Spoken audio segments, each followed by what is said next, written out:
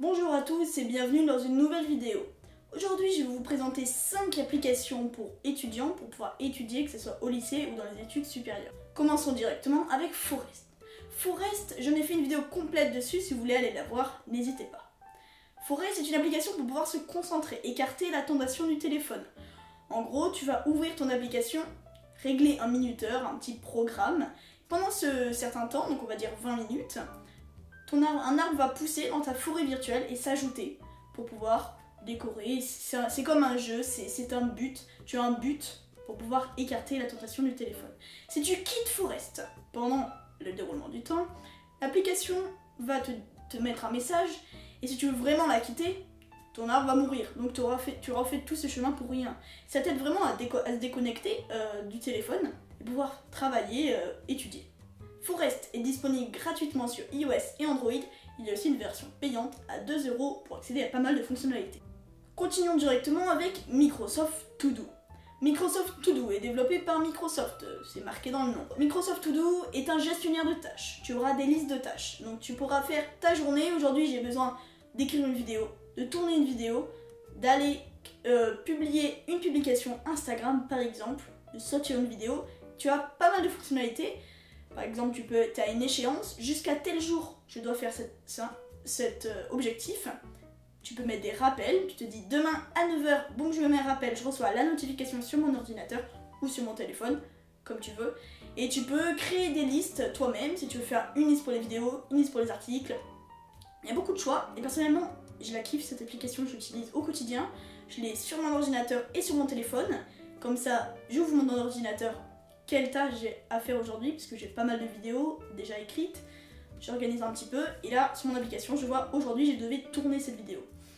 C'est ce que j'ai fait par exemple aujourd'hui, je me suis rappelé particulièrement grâce à Microsoft To Do, et t'as un choix plutôt large, et le design est magnifique, merci Microsoft.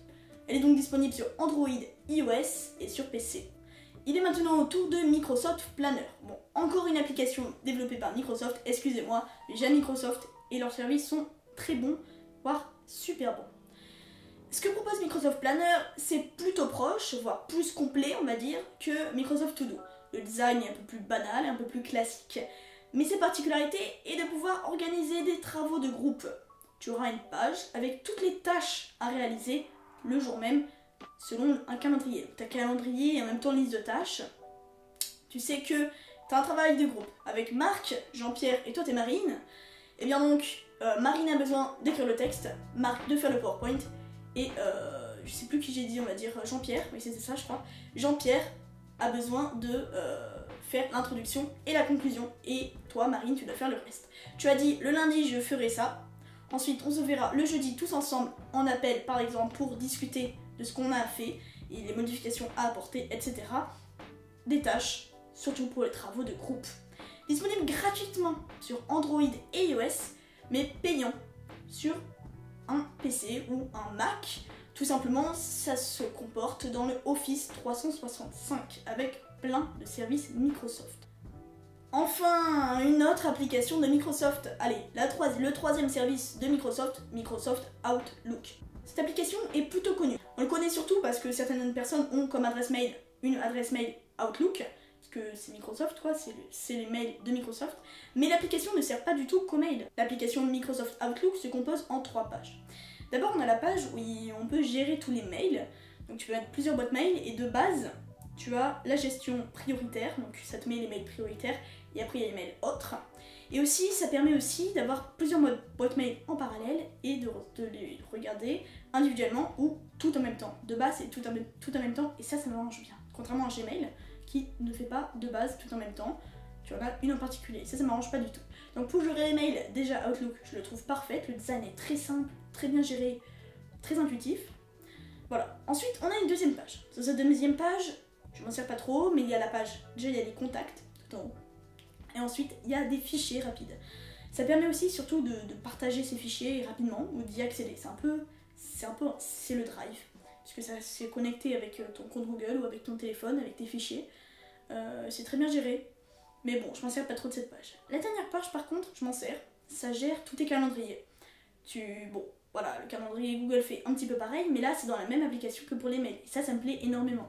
Par exemple dans DaVinci Resolve, j'ai le service Fusion, Fairlight, le montage classique, le montage plus simplifié, etc.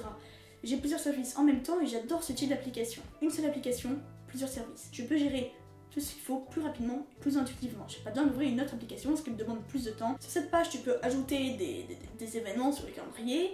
C'est exactement comme un calendrier classique, je n'ai rien rajouté, parce que juste que c'est bien fait. Et c'est dans la même application que pour les mails. Bref, Outlook, je vous la conseille, disponible gratuitement sur Android et iOS. Encore une fois, payant avec Office 365 sur PC et Mac. Dans cette vidéo, si je ne parlais pas d'un gestionnaire de notes, la vidéo n'était pas forcément très utile. Je trouvais ça extrêmement important d'en parler d'un. Il est extrêmement connu, Google Keep. Beaucoup de gens connaissent Google Keep, mais si tu ne connais pas, il vaut le détour. En effet, c'est un gestionnaire de notes plutôt banal, plutôt classique, mais il a beaucoup de fonctionnalités qui me plaisent énormément.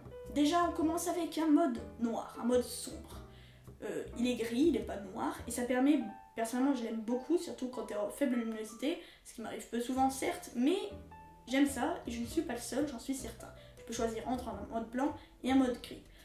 Ça fait la différence pour moi. Tu peux collaborer, faire une note à plusieurs, tel un Google Docs, où tu peux partager, mais là tu peux partager, plusieurs personnes pourront en même temps travailler sur le même document, sur la même note. Et c'est plus simple qu'un document Google Docs, puisque t'as pas de mettre en gras, mettre en italique, souligner, barrer, etc. La taille, la police, tout ça c'est déjà fait, c'est beaucoup plus simple et beaucoup plus rapide, c'est le but des notes. Tu peux mettre un rappel, tu te dis demain je me rappelle d'écrire cette note, ensuite tu peux te mettre une image, tu peux mettre plusieurs images même, tu peux dessiner ce que tu veux, t'as plein de couleurs, t'as 3 différents stylos je crois, ou 4 avec le surligneur, ça peut être utile si tu veux montrer ce que tu as vu, un tableau, un cadre avec différentes informations et tu aimerais le recopier très rapidement et très facilement. Particulièrement si tu as un stylet, que ce soit un S Pen ou un Apple Pencil ou autre chose, c'est très pratique et c'est l'intérêt de Google Keep. Tu peux épingler des notes pour qu'elles apparaissent tout en haut de ton application. Tu as un bouton aussi pour copier dans Google Docs. Tu cliques sur le bouton, boum, ça te copie ce document dans Google Docs. C'est extrêmement pratique puisque si tu veux avoir plus de fonctionnalités, tu vas sur Google Docs, c'est sûr. C'est plus compliqué que des notes. C'est un gestionnaire de texte. Et ben là, tu cliques sur le bouton et tu l'as dans le gestionnaire de texte, t'as pas besoin de faire copier-coller manuellement, même pas besoin d'ouvrir un nouveau fichier. C'est extrêmement pratique et j'aime cette fonctionnalité. Pour terminer, tu peux faire les cases à cocher, c'est un peu comme une liste de tâches. Moins utile si tu utilises Microsoft To Do, c'est sûr, mais tu pourras quand même l'activer si tu en as besoin. Tout ça dans le cloud de Google. Depuis ton smartphone, depuis ta tablette, depuis ton iPad ou depuis ton ordinateur, tu pourras accéder à ces notes. L'écosystème. Merci de m'avoir écouté, n'hésite pas à installer toutes ces applications si certaines te plaisent, ça peut t'aider pour tes cours, ou tout simplement, je te fais découvrir des choses, pas forcément en tant qu'étudiant. Merci de m'avoir écouté, c'était Augustin. N'hésite pas de t'abonner, de mettre un pouce bleu, et de me suivre sur mes réseaux sociaux. Tchuss, et à bientôt pour une prochaine vidéo.